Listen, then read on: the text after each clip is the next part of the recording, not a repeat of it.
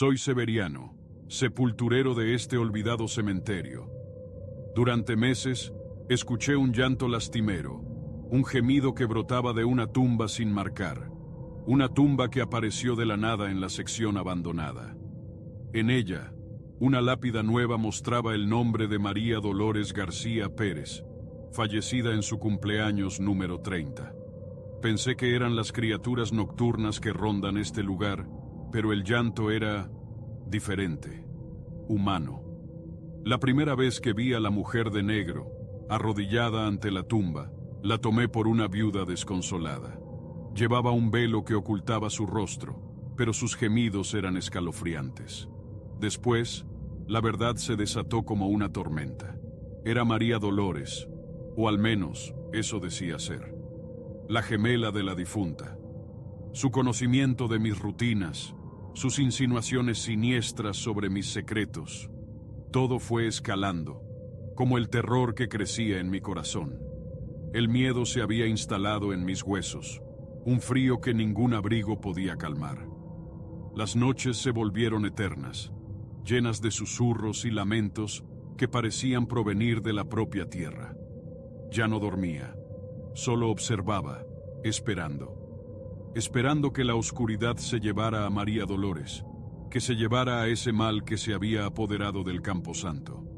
Un grito desgarrador, un lamento femenino que heló mi sangre, me despertó de un sueño intranquilo. Era profundo, desgarrador, como si un alma sufriera en las propias entrañas de la tierra. Provenía de la tumba de María Dolores, esa tumba que no debería existir. El aire se volvió pesado, denso, cargado de una tristeza opresiva que me apretó el pecho. Salí tambaleándome, la linterna en mano, luchando contra el miedo que me paralizaba.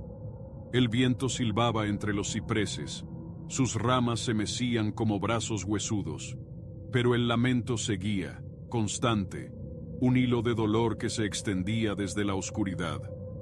Me acerqué a la tumba, presa de una mezcla de terror y fascinación morbosa. La lápida, fría bajo mis dedos, parecía absorber la misma tristeza que emanaba del grito.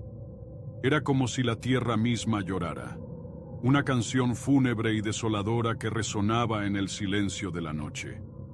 El lamento cesó cuando la vi. Era como si la mujer de negro hubiera absorbido el dolor, como si fuese el propio foco de la tristeza. La luz de mi linterna apenas iluminaba su silueta fantasmal, una imagen que se grababa en mi mente con una crudeza aterradora. Allí estaba, arrodillada ante la tumba, una figura envuelta en un largo vestido negro. Era una mujer, eso sí que lo podía asegurar, a pesar de la oscuridad que la ocultaba. Su postura era de una pena infinita, una congoja que emanaba de ella como un vapor, impregnando el aire con un olor a tierra mojada y a muerte.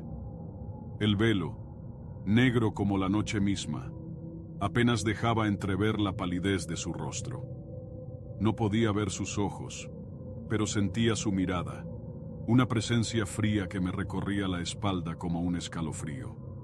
Tenía la certeza de que estaba comunicándose con la difunta, susurrando algo ininteligible, una oración fúnebre, una plegaria desesperada. Tras un largo silencio, un silencio tan denso que parecía sofocarme, la figura se levantó. Su rostro, ahora visible bajo la tenue luz de mi linterna, era idéntico al de la mujer de la tumba. Los mismos ojos oscuros, la misma boca fina, los mismos rasgos delicados.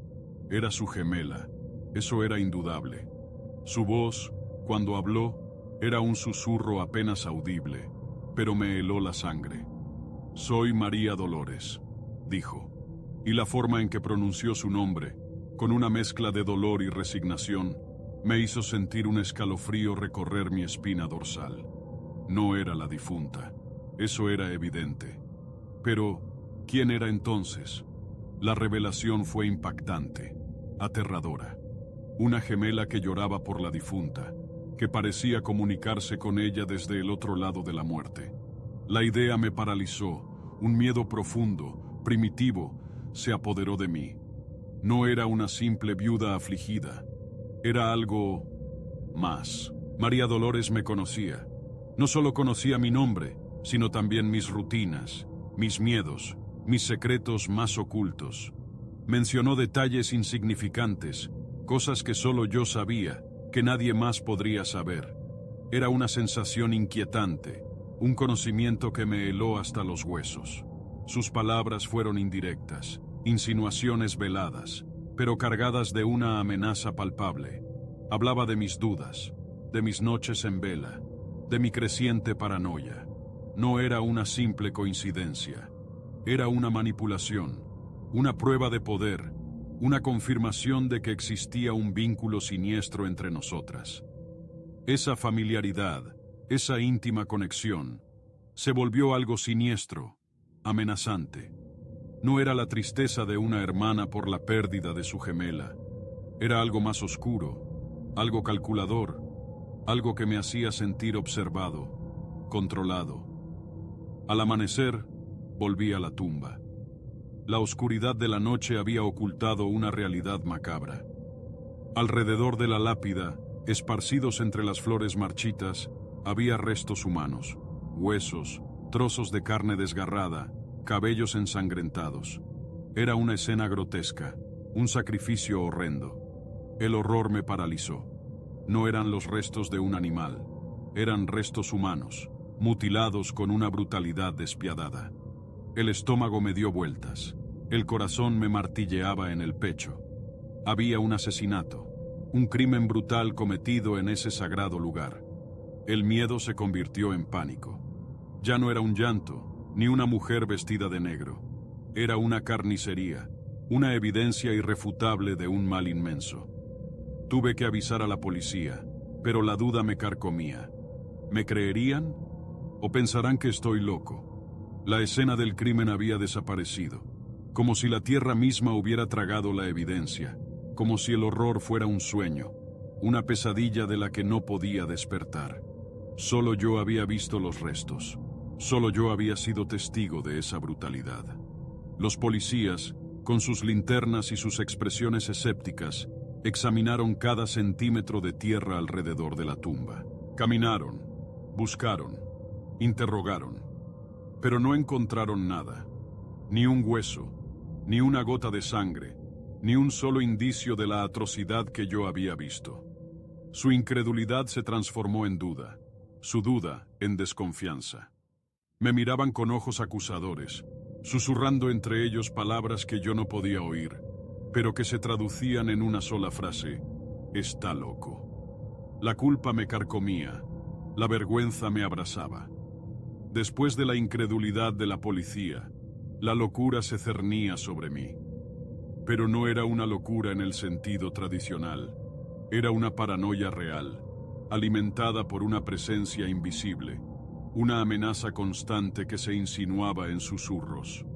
El susurro comenzó sutilmente, una brisa fría que rozaba mi oído, una voz femenina que parecía brotar de las sombras.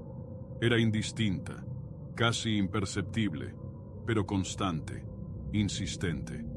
Un murmullo que me perseguía incluso durante el día, un recordatorio constante de algo que se ocultaba bajo la superficie. La voz me ordenaba resistir, me advertía de un acto inminente, un acto que parecía ligado a María Dolores. No entendía lo que significaba, pero el temor que me producía era profundo, visceral. Era un aviso, una amenaza velada, un susurro que se clavaba en mi mente, que se retorcía en mi alma. La encontré de nuevo, arrodillada ante la tumba, como la primera vez. Esta vez no huí. La miré a los ojos, enfrentándola a pesar del terror que me paralizaba. Ella sonrió, una sonrisa lenta, enigmática, que me heló la sangre. Me agradeció mi silencio, mi complicidad en su macabro secreto. Dijo que había guardado mi silencio y que por lo tanto yo era parte de ella. Luego, con un movimiento inesperado, se inclinó y me besó. Sus labios eran fríos, húmedos, y en su beso sentí una fuerza extraña, una energía oscura que me recorrió el cuerpo como una descarga eléctrica. Un escalofrío me recorrió la espalda. No era un beso de afecto, sino un sello, una marca. El horror se había convertido en rutina. Cada mañana, al llegar al cementerio, encontraba nuevos restos humanos, nuevos indicios de la terrible verdad. No sentía miedo, sentía una extraña mezcla de fatiga y resignación. Había cruzado el umbral de la locura. Los gritos se hicieron más frecuentes, más intensos. Ya no eran solo lamentos, eran alaridos desgarradores, llenos de agonía y desesperación. Los encontraba cada vez más cerca de la tumba, y con ellos, los cuerpos. Más cuerpos mutilados, desfigurados, despojados de toda humanidad. La locura comenzó a instalarse, sutilmente al principio, luego con una fuerza imparable. Ya no sentía el mismo terror, la misma repulsión. La escena grotesca se volvía cotidiana, un paisaje familiar, un fondo constante de mi existencia. Me había vuelto insensible al horror. Una noche, presencié algo que me marcó para siempre. Vi a María Dolores con un hombre, un encuentro sexual que comenzó con una pasión desbordante, que luego se tornó en algo violento, brutal. El hombre, al principio entregado, se convirtió en una presa indefensa. Sus gemidos se transformaron en alaridos de dolor, mientras María Dolores lo sometía a un ritual perverso, un acto de crueldad sin límites. El acto fue brutal, salvaje, una perversión de la naturaleza misma.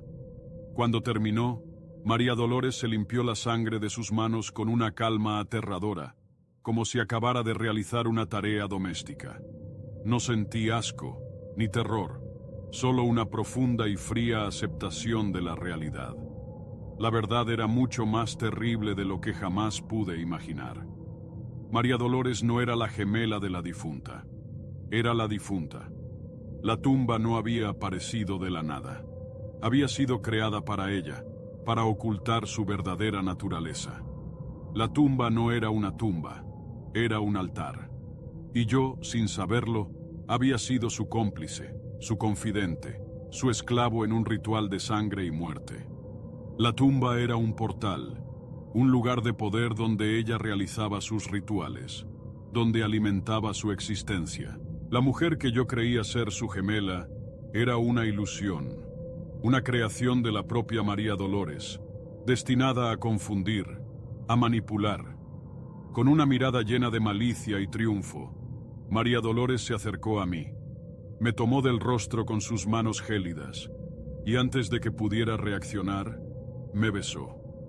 María Dolores se reveló como lo que era, un vampiro, una criatura de la noche, una depredadora que se alimentaba de la sangre y el miedo. Su belleza era aterradora, su sonrisa un símbolo de la muerte inminente. El beso fue frío, gélido, como el toque de la muerte misma. Sentí como una fuerza oscura, una energía maligna, se inyectaba en mis venas, en mi alma. Ya no era yo, era parte de ella, su esclavo, su creación. El amanecer trajo consigo una nueva sorpresa, una nueva prueba de la naturaleza sobrenatural del horror que había vivido. El misterio de María Dolores se profundizaba aún más con esta nueva desaparición. Al despertar, la tumba había desaparecido. No quedaba rastro de la lápida, de la tierra removida, de los restos humanos. Solo una sola rosa negra, perfecta, yace en el lugar donde antes estaba la tumba, un símbolo macabro de lo que había sucedido. El vacío donde antes estaba la tumba era inquietante, un agujero en la realidad, como si la tierra misma hubiera tragado el mal, como si un velo se hubiera cerrado sobre una verdad oscura, dejando solo un residuo, una marca indeleble. La cosecha de la noche había comenzado. Los asesinatos en serie, inicialmente atribuidos a un loco solitario, se revelaron como parte de una siniestra conspiración.